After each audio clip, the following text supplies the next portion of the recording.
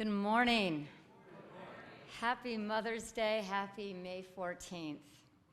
Our opening words this morning are from the Reverend Dr. Mary Harrington, who passed away in 2010. She was the mother to 3, and one of her children is currently the minister at Church of the River in Memphis, Unitarian Universalist congregation as well. We come together today in praise and thanksgiving for the gift of life itself. Someone gave birth to us, and some of us have given birth. All of us have been mothered in our time. All of us have mothered.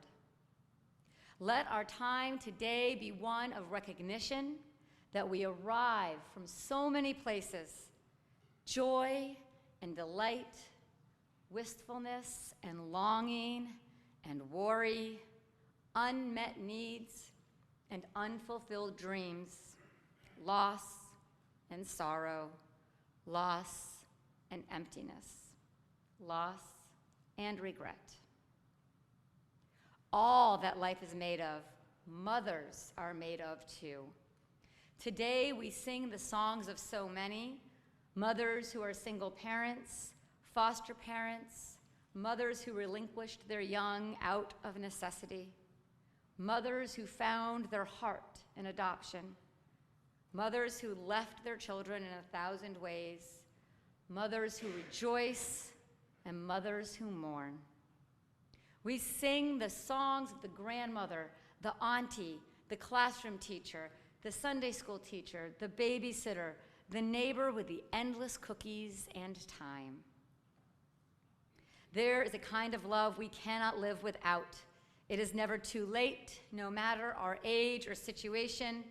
We sing a song of gratitude for all the moments of being known, being cherished, and being found. Blessings to all who mother and all who are mothered. I invite you now to rise in body or in spirit and join in singing. Come sing a song with me, number 346. Thank you.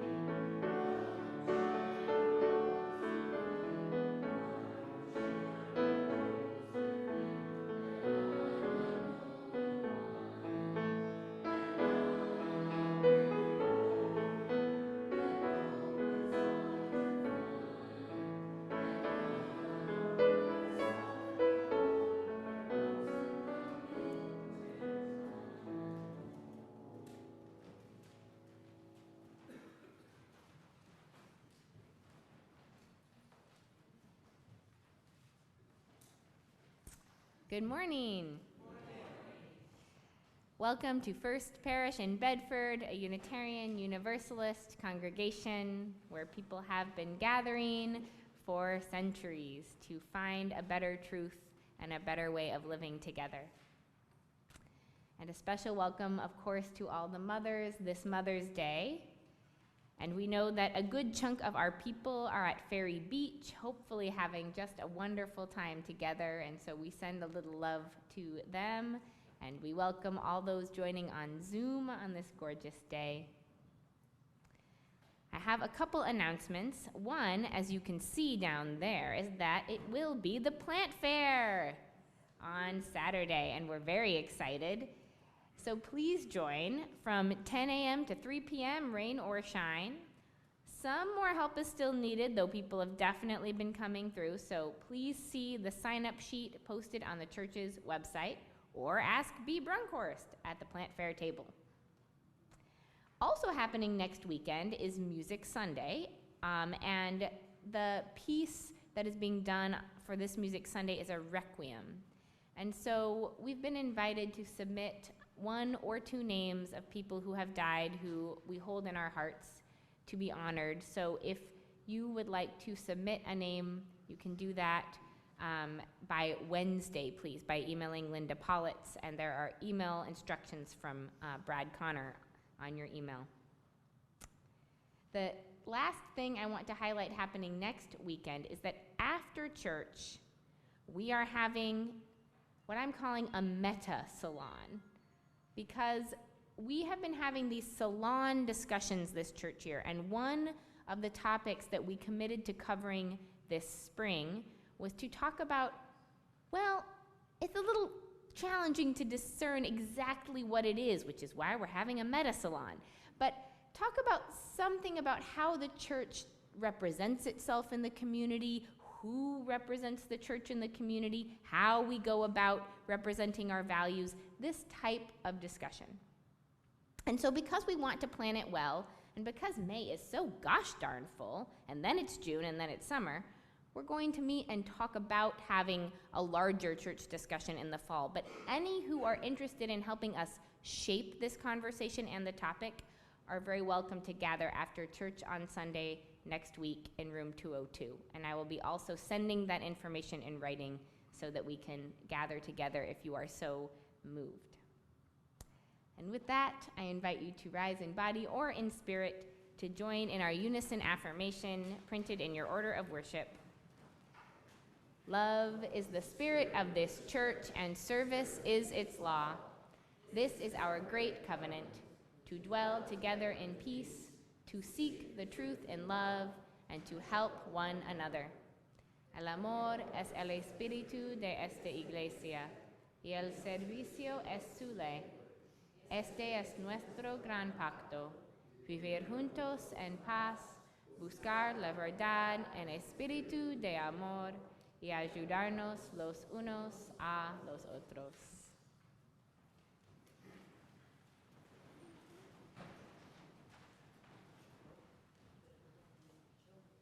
Good morning again. When Annie told me what her thinking around this service was, I said, well, I've got this story, and it kind of like, it's kind of a bragging about how awesome I am story, so I kind of feel a little weird telling it.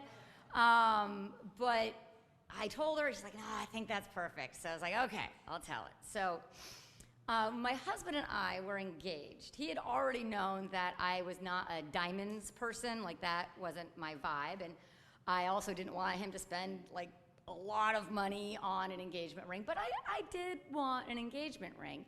But I also had, some particular things about how I wanted it to be, that it needed to be a low-profile ring, so that it wasn't like off-kilter easily, that it was lightweight, because I didn't want to be taking it off every time I sat down to play the piano, because then I was like, I'm going to lose it. Like, I don't want to lose it accidentally. So I want something that's lightweight, low profile, and I want it to be white gold, and I want it to be a garnet. That's all, because it's not my birthstone. I just really like garnets. They're absolutely beautiful to me.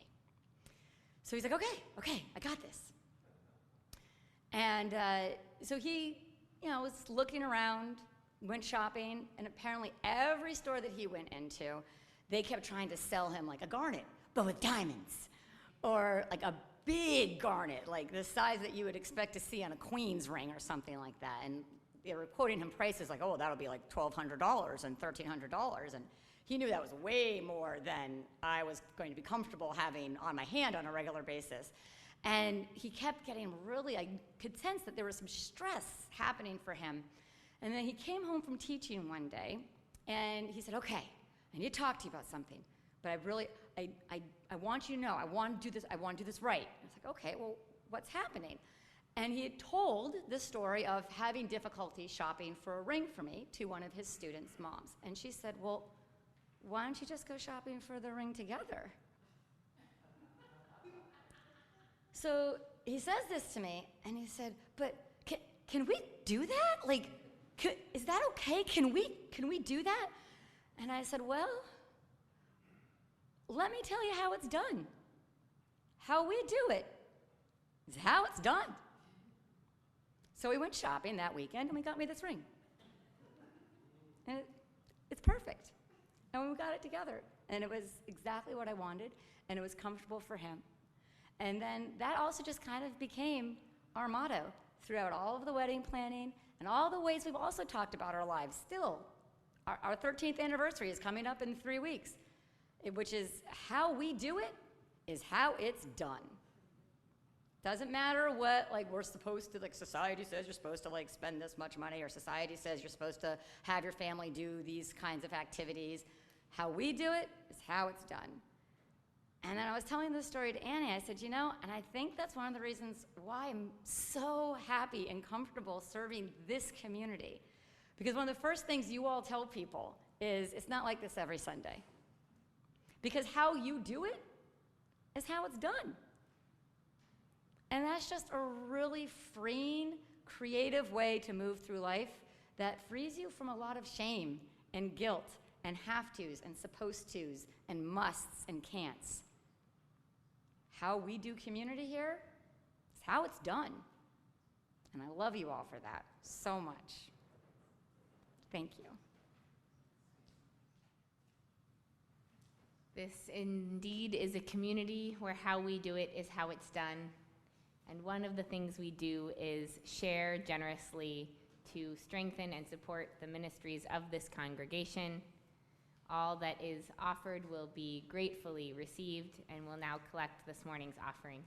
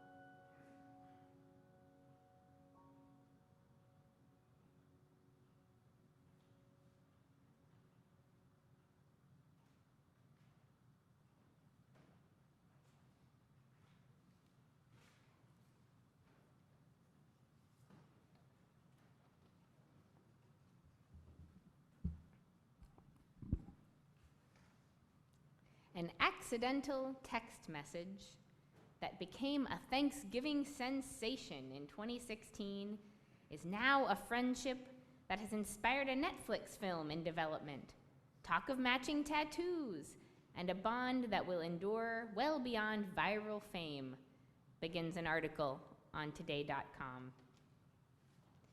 Their unlikely friendship started in 2016 when Wanda Dench accidentally sent a text to Jamal Hinton, telling the then 17-year-old that Thanksgiving dinner was at her house on November 24th at 3 p.m.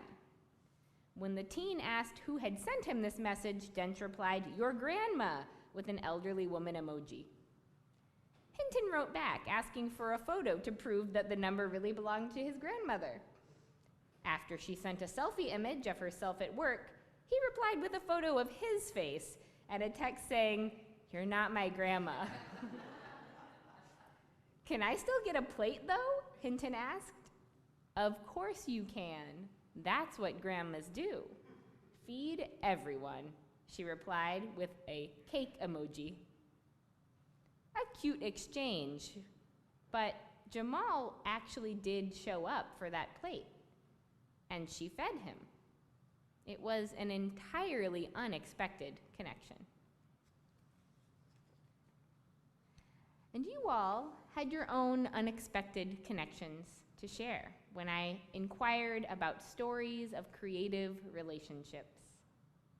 You sent many lovely stories, and I'm sharing parts of them now with more later, so don't be surprised if you only hear the first half in this section. We begin with Abby Hafer, who asked, "Who knew that my most supportive colleague at the small college where I teach would be a religion professor and an Episcopal priest? Keep in mind," she writes, "that I am a publicly known atheist, and I spend my spare time giving talks about why people should accept evolution. And one of my primary arguments for evolution is men's testicles." That was what Les liked best about me, I think.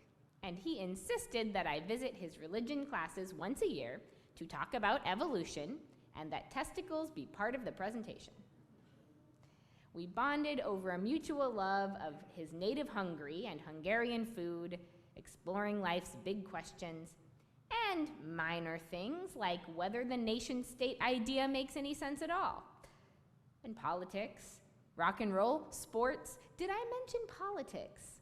We got along swimmingly. In fact, connection across religious difference was one theme that emerged in your stories. Sometimes the connection came first and the religious difference came later. That was the case for Chris Rabinowitz. She wrote about her friend Susan, who she met in college, became friends with, and started living with during her time there. She said, "We both came from observant Catholic families, went to parochial schools for grades 1 through 8. Each of our families had 6 kids, and we grew up in the west suburbs of Chicago, became non-observant during college, although curious." Clearly a lot in common, in addition to liking to party, dance, date, and being good students. Chris writes, "I moved to Moline. Susan soon followed. I moved to Champaign-Urbana, and she decided it was time to get her graduate degree. I met Bill, moved to Boston. Susan stayed behind. She started going to Bible study and attended a liberal evangelical Christian church. She announced that she was getting baptized and was now a devout Christian. I had just married someone Jewish, and we were figuring out what we wanted to do. I knew it was not going to be evangelical Christianity." Other times, the religious difference was sought out. For example, Tony Vandermood said, "Back in the late 1900s, many years ago, the late 1900s, I worked at Bell Labs in Holmesdale, New Jersey. This is a big building with over 5,000 people working there, so there were a number of clubs that met at lunchtime. The Creation Science Club had an information meeting that I decided to attend. I came all ready to argue my rational scientific position, but as the presenter was talking about their beliefs, a little voice inside me said, Just shut up. You might learn something. So I sat back and listened. Being Bell Labs, most of the members had masters and PhDs in physics, electrical engineering, chemistry, and other technical fields. They also believed that the universe, the earth, and the stars is 6,000 years old, and that there was this global flood where only Noah and his nearest relations survived, and that the Christian Bible is the literal historical truth, and evolution false. Since everybody else who attended the monthly meetings were evangelical Christians, they did not quite know what to make of an atheist who happened to attend church most every Sunday. But they were accepting, and they quickly realized my soul was not for saving. Now, Tony had sought out a group that was entirely different from him, but other times we need to find groups where people are more like us. This story is from Naomi Dogan West. During the pandemic, I was on a self-growth community Zoom and met someone who lived at the time on the West Coast. We exchanged contact information and began to video chat. We discovered that we were both later in life self-diagnosed with autism, and we both struggled with similar communication issues.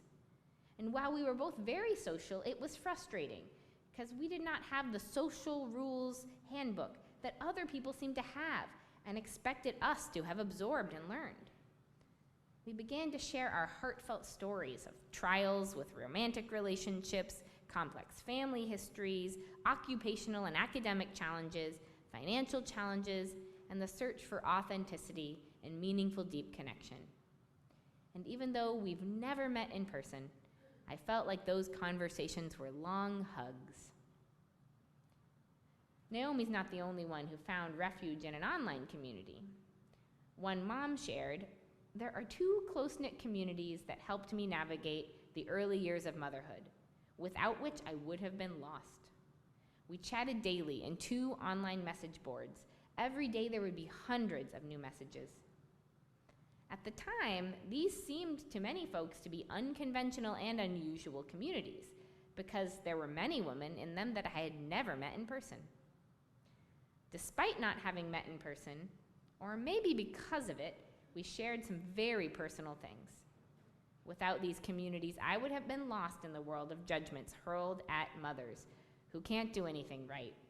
Do and don't breastfeed, work and stay home, co-sleep and sleep train. I'm so grateful for them. And even now, I rely on them as we navigate the current season of our lives. It is very beautiful when we connect with people who create spaces of safety for us, like this story from Melinda Ballou. My great-aunt, Miriam Abbott Holmes, was interwoven into the roots of my childhood and emerging adulthood. Above all, she was a spiritual person, an expansive, eclectic brand of Christian Science that included the practice of transcendent meditation. She and my youngest brother, Steve, and I started a psalm singer practice when I was maybe 15 and a sophomore in high school, and Steve was 21 and at Hampshire College. We would memorize specific psalms and then connect with one another and talk about them. Her metaphysics was grounded in tuning into that which is and was the highest in herself and others. It was both ethereal and highly pragmatic. When I had a challenge, she would listen keenly and empathetically. Her comments helped attune me with a course of action resonant with coherence and heart. One of the amazing things about such connections is how random they can sometimes be. Here's part of a story from Kath McCafferty, where she almost didn't meet someone very important. All my life, for as long as I can remember, I dreamed of being an outdoors person, an adventurer, camper, and canoeist. No one I knew was the least bit interested in such activities. I learned to keep my dreams to myself, but would take to the woods whenever no one was watching. It seemed hopeless. Girls weren't allowed to do the things I cared about. 35 years later, I was in the midst of struggling with a difficult relationship, and on a random impulse, I signed up for a day of paddling with a local canoe group. I thought I would back out at the last minute like always, but I didn't. On this trip, there was one person who was treated with deference and maybe even a little fear by the others. She was a tiny, disheveled woman of about 70. She was wearing a snarl of wool that resembled a hat, a moth-eaten wool shirt and pants, and big rubber boots. She was giving orders to her paddling partner, and he obeyed promptly. They slid by me and negotiated a rapid backwards. I followed her like a silent shadow the rest of the day. But it's not just people that we find in the difficult chapters of our lives. Here's a story from Katie Oates. I went through a difficult divorce, and shortly after it was finalized, I was accepted to Mass College of Art at 49 years of age. One of my bulldogs was ill with cancer and died a month later. 10 days later, my second dog died. Terrible time! With 4 exclamation points. It was a terrible time. I thought maybe get out of Boston. I went to Oregon to check out art schools there. When I returned to my rental home in Lexington, there was a cat hanging around my stoop. She was matted and dirty and had enormous round eyes. I gave her the leftover dog food and explained that I was going to school and did not have space for a pet in my life. But she was relentless. It took Shauna the cat a month to convince me that she really was my kitty and she intended to live with me. Letting pets into our lives is indeed a risk. Don Marshall wrote a poem to honor his late dog's spirit, and in Don Marshall's style, it is beautiful and funny and rhyming.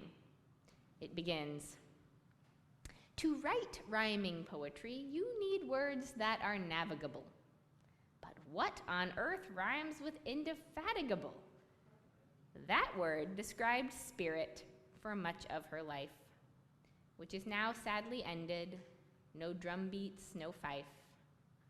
Thinking about it nearly brings me to tears. A lot has happened over those 17 years. Chasing the toy was her life's joy. She wasn't exactly a retriever, and she was certainly no fool. Bring it back halfway, then snatch it from you. That was her rule. The poem continues through Spirit's antics and relationships with important humans, and it closes on a bittersweet note. The pet gates are still up. I unconsciously close them, and I still find the odd water dish.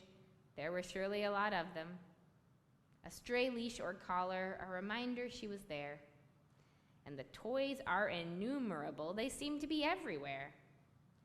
When all of these are found and put away with care, there are still the puppy chewing marks on the rungs of the chair.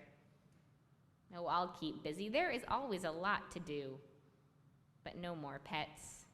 They do a real job on you. People, pets, they do a real job on you. To open ourselves up to someone, some group, some being is always a risk. A family member, a stranger on a canoe trip, or a pet. Someone of a different religious background at work. The risk of loss or rejection in some form or another is always present. And yet it's what makes our lives worth living. As one of our beloved First Parish bumper stickers says, the most radical thing we can do is introduce people to one another. I think it's even what saves us if we believe in any kind of salvation as Unitarian Universalists. The connections that we have with one another. So let's sing a song of praise to friends and relations, before we hear a little more about what happened with some of these unexpected connections. We'll sing hymn number 18. Is it number 18? Someone check me? Great. What wondrous love is this?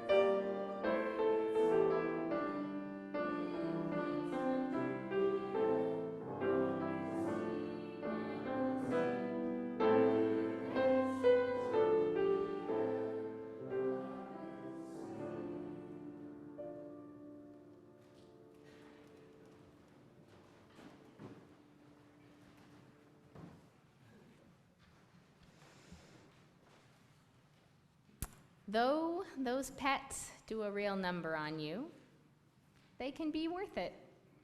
Here's more on Katie and Shauna the cat. The first night I let her in the house, she curled up on the foot of my bed. She happily ate the food I had got for her and never had an accident. Shauna lived with me and was the best cat ever. She would come to my whistle and loved me through life's ups and downs. I am so glad we stuck it out and that she convinced me that she was my cat. She lived a wonderful 19 years. I miss her still. It's not just pets, of course, who are missed. Kath tells more about her canoeing friend. I had found my best friend and mentor for the next 15 years. We were about as different as two women could be. She had spent her life traveling, graduated from Radcliffe in the 40s, raised a family, could cook Thanksgiving dinner on a wood stove, had a wonderful droll writing style. She was also elitist, ornery, imperious, and a hoarder. She told endless, amazing stories. I was 30 years her junior, a rough and ready blue-collar type who didn't have much to say, but I was happy to put up with her ways as long as I got to go canoeing and hear stories. I'm a fool for a good story. I didn't care if she repeated them or changed the ending every time. She let me try to chop wood and catch fish and carry the canoe. She put up with my foul language and my terrible cooking. She lent me books to read. She didn't ask where I lived or what I did for work. I trusted her. I was a slow learner and she never gave up on me. There were topics we knew we couldn't discuss. We had very different opinions about almost everything, but our differences paled beside our love of being in the outdoors with a trusted friend. People asked me why I put up with her. We faced hard times together, illness and disappointment, fear and sorrow. I miss her every day. And Melinda tells of the death of her great aunt and the synchronicity of it. I saw her on a Wednesday when she wasn't feeling well at the rest home where she spent her last year or so. I told her I was sorry, but I couldn't make it to visit on Thursday. I would come on Friday. She took my hand in hers, looked at me kindly and lovingly, and said, "What will be, and it will be perfect for thee and me." I, a tired new working mom at 32 with a 7-month-old, smiled and kissed her. 2 days later, I returned with baby Adrian. Aunt Miriam had pneumonia and had gone into a coma the night before. My mom, who had been there with her, left as I arrived to go down the hall. I held Aunt Miriam's dear, wise hand in mine with Adrian in my other arm. I told her I loved her and sat with her and my baby for a few minutes. Then Aunt Miriam quietly stopped breathing. I was reminded in your stories that people stick with us, even beyond death, and even as we miss them. Lee Vorderer tells the story of chosen family. I'm an only child who grew up with my parents and grandparents. Relationships were challenging among us, so when I went out into the world, I didn't feel like I had a home base, so to speak. But I was so lucky in finding and choosing family members who gave me this grounding. One was Marge Jansen, my across-the-street neighbor, who was a wonderful listener, offered help and hugs if I needed it, and played cribbage with me frequently. Through her, I felt like I experienced a bit about what mothering was like. Then my husband and I had 2 exchange students during the 1990s, and also one tiny little next-door neighbor, and through them we both felt like we had a bit of a chance to do some parenting, since children weren't in the cards. Although Marge has passed on now, I think of her often with real joy, and the 3 chosen son-like people have grown and matured and stay in regular contact, although they're in Sweden, Germany, and Boston now. I feel blessed by these connections and secure in knowing they will last as long as I do. Another theme that emerged, along with missing those we love, is learning about yourself. as you engage in relationship over time.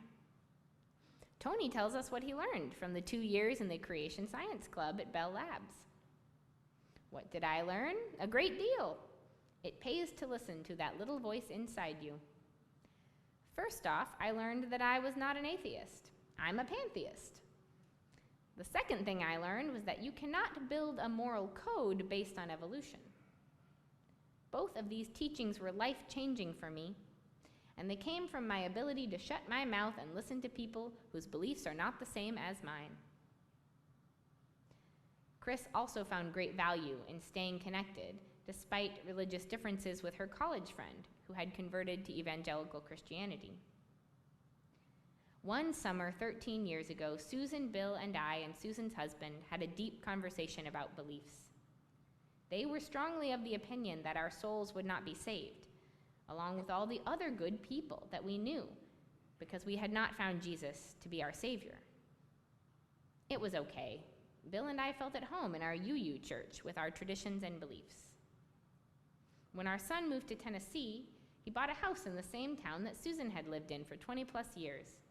So for the last 10 years, we've seen her regularly, and when we bought our own house down there, I see her almost daily. She and her husband belong to a very liberal evangelical church. I don't even know if they refer to it that way anymore. But they are openly welcoming to LGBTQ families. Their present minister stated that he did not believe the Bible was the literal word of God, and their previous minister stated in an interview with his arms in the air that, well, maybe I'm just a UU. She says, I think that this relationship has survived and prospered because both Susan and I cared for each other so much when we were young and wild. There's lots of history, plenty of stories that we'll never tell our own kids, and mutual respect. She no longer feels that we are damned. She's the first person I call when my heart, my spirit, my very soul needs help. Love is transcendent. And this was not the only story of staying connected with childhood friends. Renu Bostwick shared, I was forced to move a lot as a kid, across countries, across states, never having the luxury of staying in one place or one culture for too long.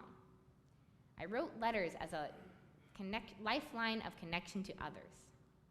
There are friends I said goodbye to when I was 12 years old, with whom I exchanged weekly letters all throughout our teenage years, which became more sporadic as we entered college and stopped except for holiday cards as we became young adults. But one of that group of friends who had lost touch with us completely for more than a decade, just before COVID started, had a cancer diagnosis that made her find us all again. We have come full circle to being in contact weekly again, even though we have not seen each other in person since we were children. What a joy it is to know that even without seeing friends live and in person, we can go from playing on swings and getting skinned knees all the way to gray hairs and grown children and leaving our homes with bonds that have stayed true.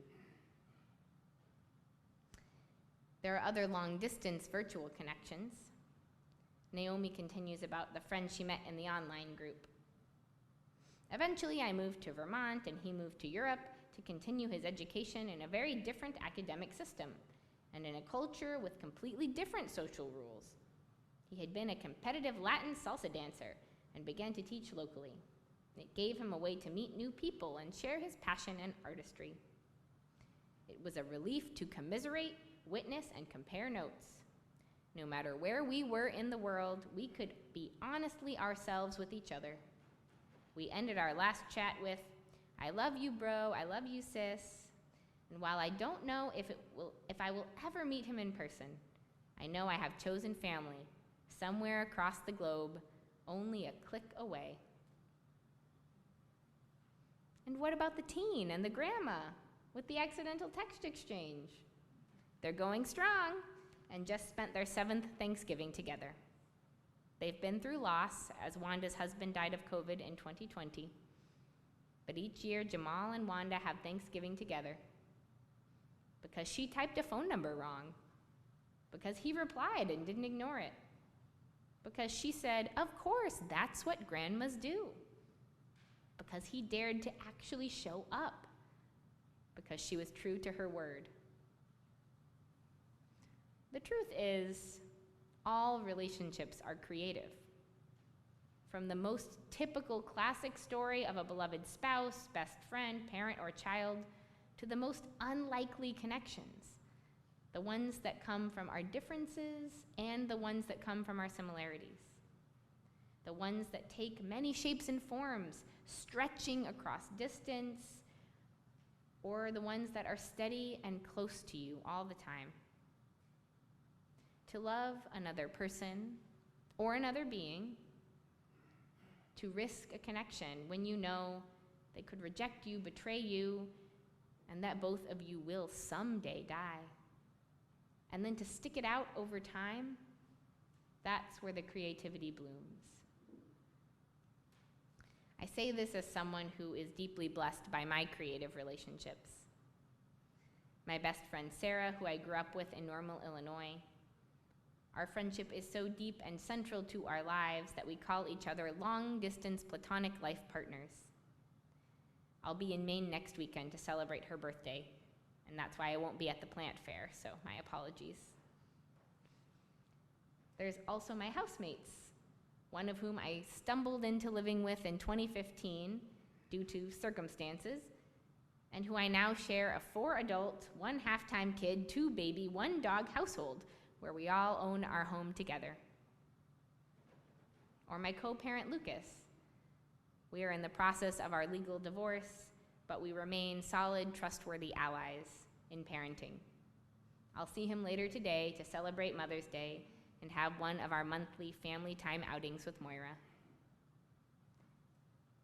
There's the many unlikely connections I've made with folks I met over the phone while they were in immigration jail, who I now see on Zoom regularly as we organize together, some here in the US and others having been deported, calling in from Senegal or Liberia.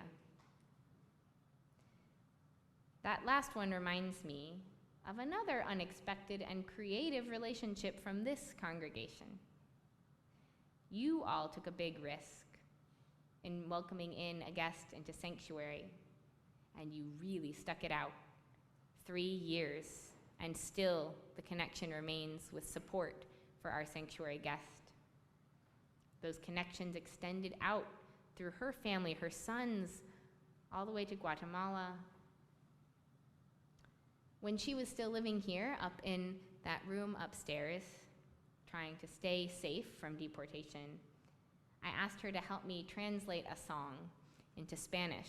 It was a song I like to sing that I learned in UU song leading circles, and that I wanted to lead at one of our Boston Immigration Justice Accompaniment Network gatherings, that I wanted to lead it in English and in Spanish. And so she helped me write a translation, as it's difficult to translate songs and keep the rhythm and the rhyme. And so our closing song is that song. It was written by Rabbi Shoshana Jebwab, adapted by some UU song leaders, and then the Spanish verse translated by our sanctuary guest Maria and myself. One of those beautiful, creative, relational gifts that bless us. I invite you to rise in body or in spirit and join in singing. The words are in your order of worship, and I will be leading the song. We'll just cycle through it a couple times, so if you're not familiar, you'll catch on as we go.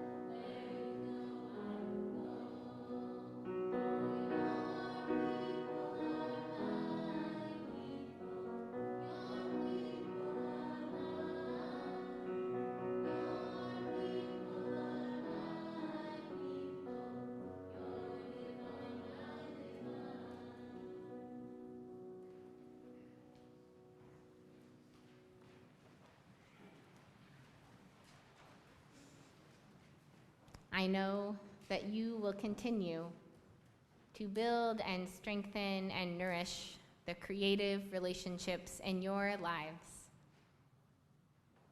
I know that you will continue to bring new ones into being and treasure and honor those that live on in your hearts because the other person is no longer living in this world. And I know that both here and in other realms of your life, you will continue to know that how we do it is how it's done.